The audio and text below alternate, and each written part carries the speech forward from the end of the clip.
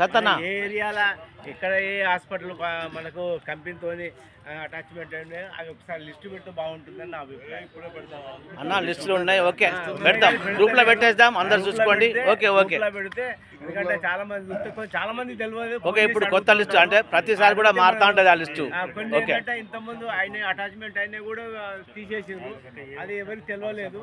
చాలా మంది ఏమైందంటే ఫోన్లు చేసి చెప్పు అంటే కొన్ని మిస్ అయిన ఉండేవంటే అది పెట్టగలరని ఒక మనకి.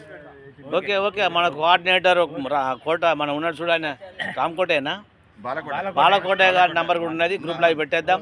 సిపిఆర్ఎంఎస్ బ్యాలెన్స్ కూడా చెప్పేందుకు ఉన్నది, ఆ నంబర్ కూడా పెట్టేద్దాం. ఓకే మన దగ్గర అవన్నీ వివరాలు ఉన్నాయి. ఓకే పెడదాం. ఓకే థ్యాంక్ యూ అన్న.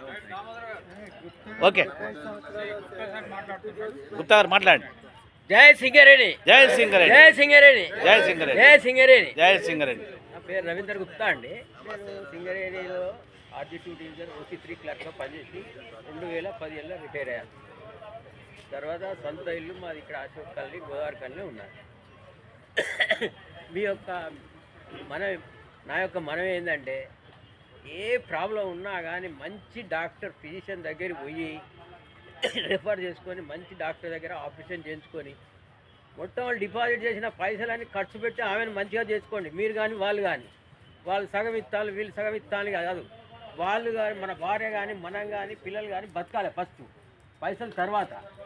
మీరు ఏమన్నా మెడికల్ బిల్స్ ఏమన్నా తీసుకొచ్చి నాకు ఇవ్వండి, నేను సబ్మిట్ చేస్తాను ఎప్పుడు ఎనీ టైం.